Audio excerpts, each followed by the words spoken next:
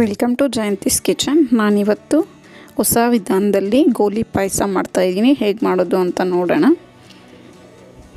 ಇದಕ್ಕೆ ನಾನು 1 ತೆಂಗಿನಕಾಯಿ ತುರಿದು ತೊಗೊಂಡಿದ್ದೀನಿ, ಮತ್ತು 1 ಟೇಬಲ್ ಸ್ಪೂನ್ ಎಳ್ಳು, 1 ಟೇಬಲ್ ಸ್ಪೂನ್ ಗಸಗಸೆ, 3 ಏಲಕ್ಕಿ ಸೇರಿಸ್ಕೊತಾ ಇದ್ದೀನಿ ಮಿಕ್ಸಿ ಜಾರ್ಗೆ, ಮತ್ತು 1 ತೆಂಗಿನಕಾಯಿ ತುರಿದು ಮಿಕ್ಸಿಗೆ ಜಾರ್ಗೆ ಸೇರಿಸ್ಕೊತಾ ಇದ್ದೀನಿ.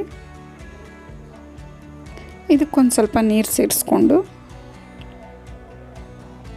ಇದನ್ನು ನುಣ್ಣಗೆ ರುಬ್ಕೊಬೇಕು. ನಾನು ರುಬ್ಕೊಂಡಾಗಿದೆ. ಈ ರೀತಿ ನುಣ್ಣಗೆ ರುಬ್ಕೋಬೇಕು. ಈಗ ಸ್ಟವ್ ಮೇಲೆ ಒಂದು ಪಾತ್ರೆ ಇಟ್ಕೊಂಡು ಅದಕ್ಕೆ ನಾವು ರುಬ್ಬಿರೋ ಅಂಥ ಮಿಶ್ರಣನ ಸೇರಿಸ್ಕೊಳ್ಳೋಣ. ಇದಕ್ಕೆ ಮಿಕ್ಸಿ ಜಾರ್ನೆಲ್ಲ ತೊಳೆದು ಆ ನೀರು ಸೇರಿಸ್ಕೊಂಡು, ತುಂಬ ಗಟ್ಟಿ ಇರುತ್ತೆ, ಇನ್ನು ಸ್ವಲ್ಪ ನೀರು ಸೇರಿಸ್ಕೊಂಡು ಚೆನ್ನಾಗಿ ಮಿಕ್ಸ್ ಮಾಡಿ ಇದನ್ನು ಕುದಿಯಕ್ಕೆ ಬಿಡೋಣ.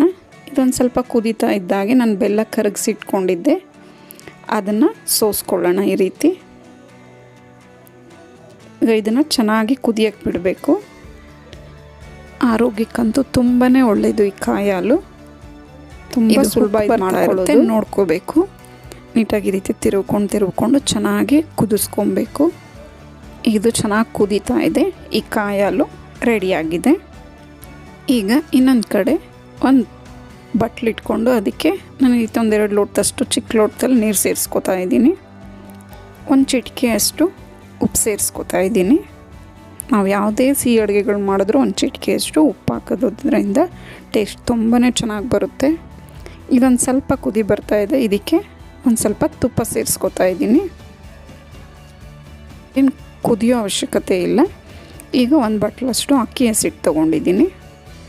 ಇದಕ್ಕೆ ಒಂದು ಸ್ವಲ್ಪನೇ ಹಾಕ್ಕೊಂಡು ಗಂಟೆ ಇಲ್ದಾಗೆ ಚೆನ್ನಾಗಿ ಮಿಕ್ಸ್ ಮಾಡಿಕೊಂಡು ನಾದ್ಕೊಬೇಕು. ಇದನ್ನು ನೀಟಾಗಿ ಈ ರೀತಿ ತಿರುವಿ ನಾವು ರೊಟ್ಟಿಗೆ ಕಲಿಸ್ತೀವಲ್ಲ ಆ ಹದದಲ್ಲಿ ಕಲಿಸ್ಕೋಬೇಕು. ಈಗ ಇದೆಲ್ಲ ಚೆನ್ನಾಗಿ ನಾದ್ಕೊಂಡಾಗಿದೆ.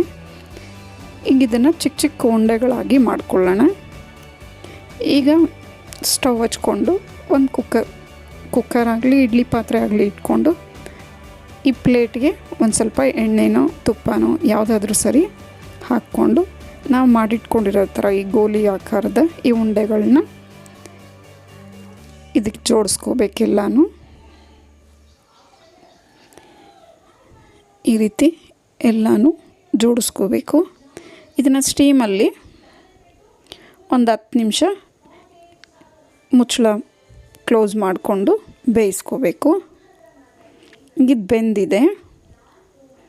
ಬೆಂದಿರೋದನ್ನು ಈ ರೀತಿ ಚೆಕ್ ಮಾಡ್ಕೋಬೇಕು. ನಮ್ಮ ಕೈಗೆ ಅಂಟ್ಕೊಳ್ಳಿಲ್ಲ ಅಂದರೆ ಚೆನ್ನಾಗಿ ಬೆಂದಿದೆ ಅಂತ. ಈಗ ಬೆಂದಿದೆ. ಈಗ ಇದನ್ನು ನಾವು ಮಾಡಿಟ್ಕೊಂಡಿರೋ ಕಾಯಿಯ ಜೊತೆಗೆ ಎಲ್ಲ ಹಾಕಿ ಒಂದು 10 ನಿಮಿಷ 10-20 ನಿಮಿಷ ಕ್ಲೋಸ್ ಮಾಡಿಟ್ರೆ ಚೆನ್ನಾಗಾಗುತ್ತೆ. ನಾನು ಈ ರೀತಿ ಒಂದು ಬೌಲಿಗೆ ತೊಗೊಂಡು ಸರ್ವ್ ಮಾಡ್ಕೋತಾ ಇದ್ದೀನಿ. ಈಗ ಗೋಲಿ ಪಾಯಸ ರೆಡಿಯಾಗಿದೆ. ನಿಮಗೆ ಈ ಡಿಫ್ರೆಂಟ್ ಆದ ರೆಸಿಪಿ ಇಷ್ಟ ಆದರೆ ಲೈಕ್, ಶೇರ್ ಆ್ಯಂಡ್ ಸಬ್ಸ್ಕ್ರೈಬ್ ಮಾಡಿ. ನಿಮ್ಮ ಅನಿಸಿಕೆ ಅಭಿಪ್ರಾಯವನ್ನು ಕಮೆಂಟ್ಸ್ ಮೂಲಕ ತಿಳಿಸಿ. Thank you for watching.